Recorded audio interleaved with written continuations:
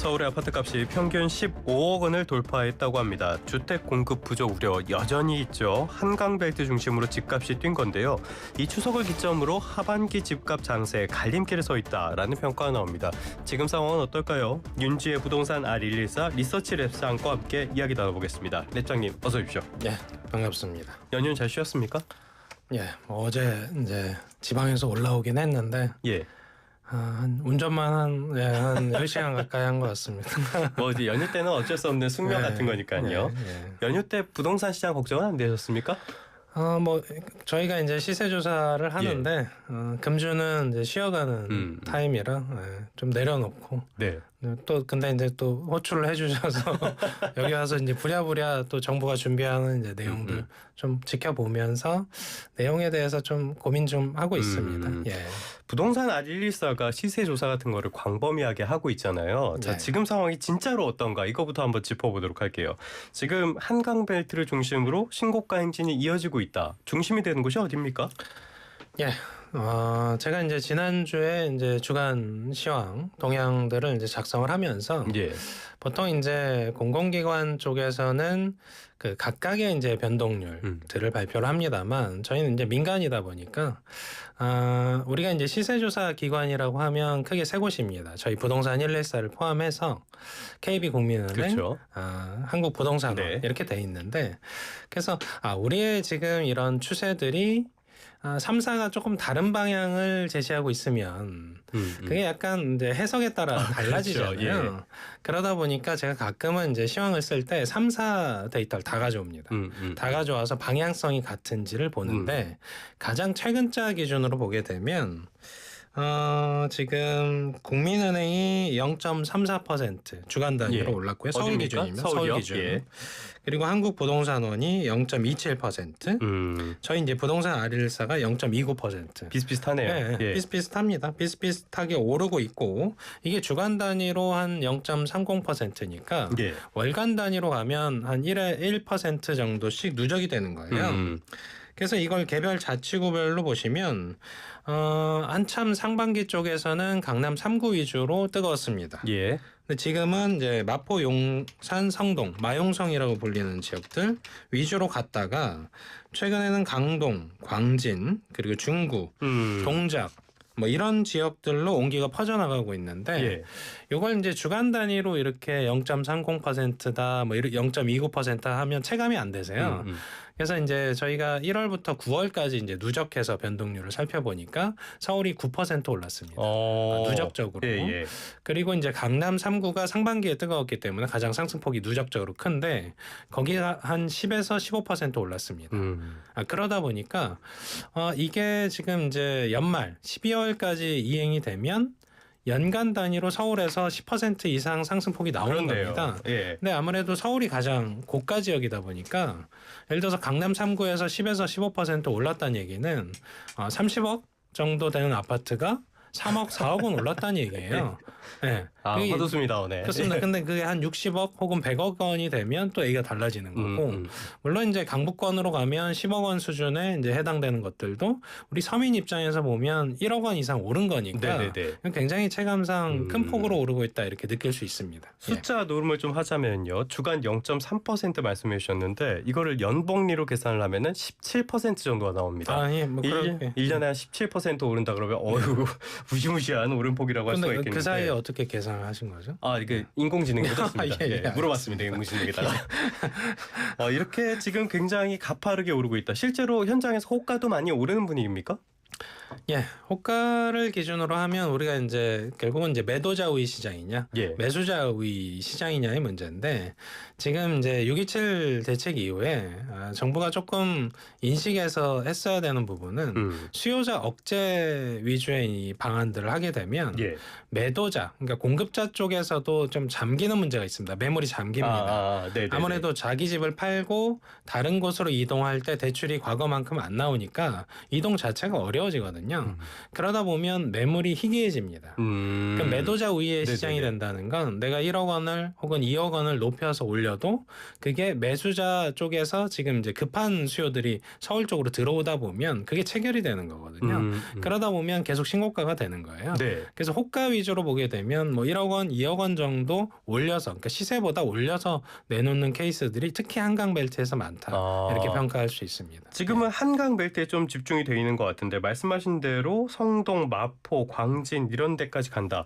그러면은 이게 온기라고 표현하면 좀 이상하지만 이런 열기 같은 것들이 퍼져나가고 있다. 이런 상황이라고 봐야 돼요? 예, 그러니까 우리가 두 가지 면에서 좀 봐야 될 것 같아요. 이걸 이제 풍선 효과로 해석하시는 분들이 있는데, 여기를 묶으니까 다른 데로 그렇죠. 간다.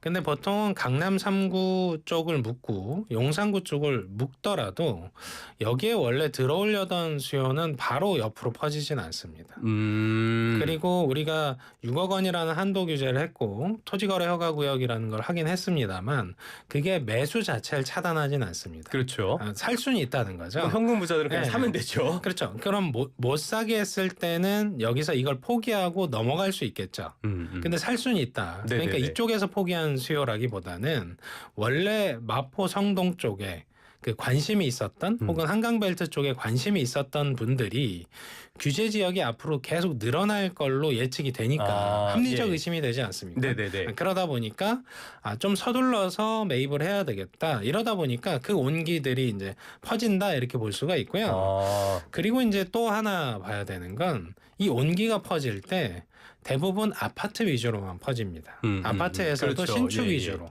퍼지다 보니까 구축이거나 혹은 이제 비아파트, 빌라 같은 자산을 가지고 계시면 체감이 전혀 안 됩니다.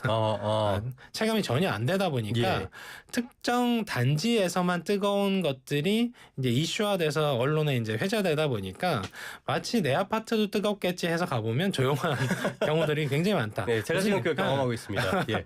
무슨 얘기냐면 같은 동네 안에서도 양극화되어 있는 겁니다. 네, 신축이냐, 대단지냐, 아파트냐, 비아파트냐가 다 갈려 있어서 이게 온기가 퍼질 때 과거에 우리가 문재인 정부 때는 그냥 뭐 외곽지의 노후 아파트까지 빌라까지 싹 퍼졌다면 지금은 그런 경로는 아닙니다. 그러다 보니까 체감상 아파트 위주로 퍼지고 있고 연식을 따라서 움직인다 정도가 제가 지금 가지고 있는 인식입니다. 이게 경로가 다르게 움직인다. 이게 우리에게 시사한 점이 어떤 겁니까? 이건 이제 똘똘한 집 한 채가 더 강화된 겁니다. 과거에 그 똘똘한 집 한 채가 시작되던 2017년 당시부터 문재인 정부 정권 5년 동안은 이게 약간은 사실은 그 이슈에서 똘똘한 집 한 채면서 사실은 다주택도 좀 유지하면서 뭐 이런 경로가 있었다면 지금 한 7년여 정도 똘똘한 집 한 채가 진화하면서 결국은 하나를 뭘 살 거냐만 남은 겁니다. 그때 이제 배제되는 것들이 생긴 거예요. 너무 노후돼서 재건축도 안 되겠다 싶으면 이건 배제. 이건 자산 가치가 없어. 혹은 빌라 같은 것들 자산 가치가 없어. 그리고 이제 과거에는 지방까지, 지방 광역시까지 좀 온기가 퍼졌다면 지금 지방은 인구가 유출되니까 여긴 투자 가치가 없어. 이렇게 재단이 되다 보니까 굉장히 수요가 뾰족해진 겁니다. 그러니까 아파트 쪽에 뾰족해졌던 것들이 신축 아파트로 온 거죠. 똘똘한 한 채의 대명사는 이제 신축 아파트다. 정도로 이제 귀결이 되다 보니까 나머지는 다 배제됩니다. 이거 좀 기형적인 수요 구조라고 봐야 되는 거예요?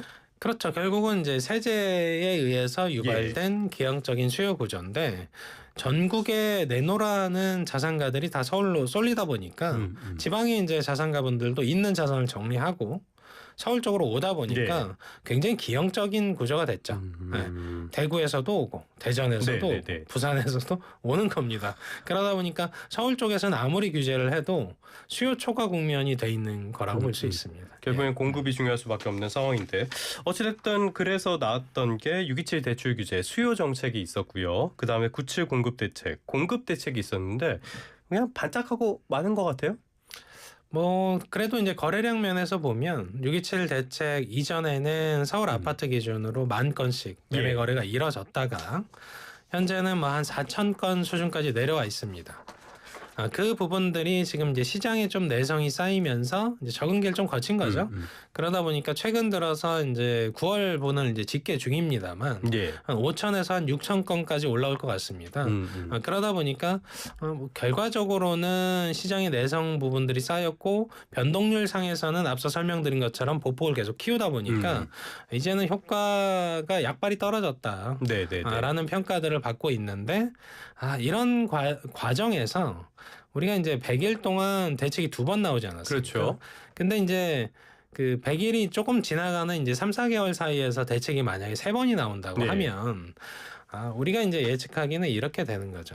정권 내내 대책이 끊임없이 나오겠구나. 문재인 정부 때 데자부 같은. 그래서 뭐 20번이 될지 30번이 될지 두고 봐야 되겠습니다만 작은 대책, 뭐 종합 대책 이런 것들이 주기적으로 나오면서 시장을 옥죄할 것 같은데 그런 부분들이 수요 억제 위주로 흘렀을 때 문재인 정부에서 증명했던 것들을 좀 반추할 필요가 있는 상황인 거죠.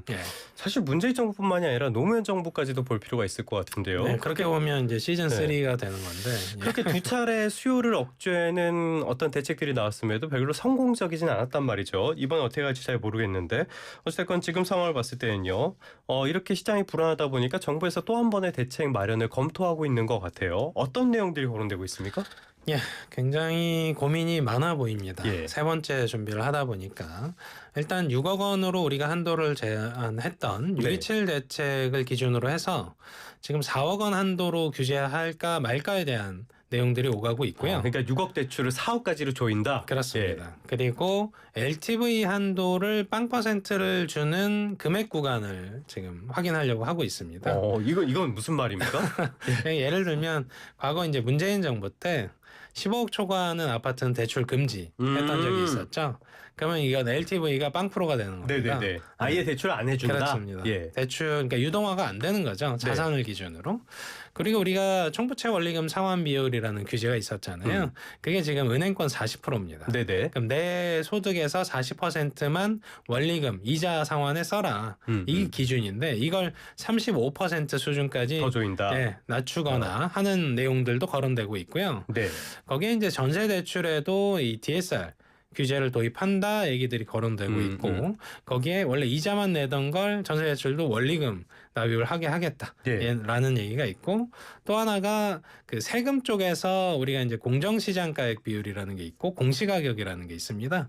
요거에 이제 곱셈에 의해서 보유세 산정을 하는데 요 비율 자체를 문재인 정부 때처럼 뭐 시세의 한 90%까지 공시가격을 올리거나 공정시장가액 비율이 지금 현재 60%인데 그걸 80%로 올리거나 이런 논의 보유세에 대한 부분들이 있고요. 거기에 이제 추가적으로 규제지역 확대 그래서 투기과열지구 확대 그리고 토지거래 허가구역 추가 확대 이런 걸 통해서 또 수요를 억누르는 이런 부분들을 지금 준비하고 있습니다. 있는데 고민이 많습니다.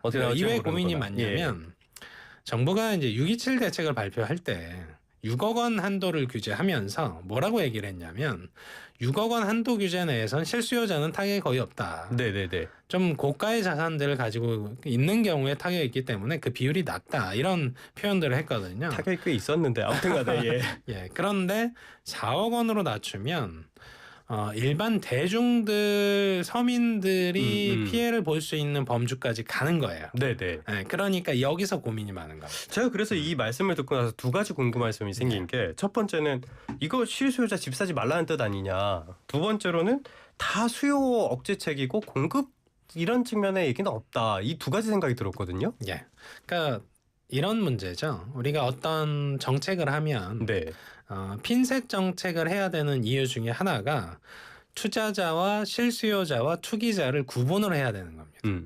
근데 이제 6.27 대책을 보시면 우리가 정책 모기지도 한도를 줄이잖아요. 전세 대출, 뭐 집을 마련한 대출, 그리고 신용 대출 한도도 연봉 이내에서 움직이게 해놨고, 그리고 이제 모기지 대출을 받을 때 대출 기간을 30년으로 축소를 했고요. 그리고 1주택자가 생활 안정자금으로 대출 받는 것도 2억 원 한도에서 1억 원으로 줄였단 말이에요. 그럼 대상이 되게 모호해집니다. 누구를 대상으로 규제하는 건지가 모호하고요. 완전히 눈먼총이 돼버렸네요. 그냥 전방위 규제를 했기 때문에 실수요자, 투자자, 투기자를 제대로 발라내질 않았습니다. 정책에서. 네. 그러다 보니까 정작 이제 이런 질문들이 드는 거죠.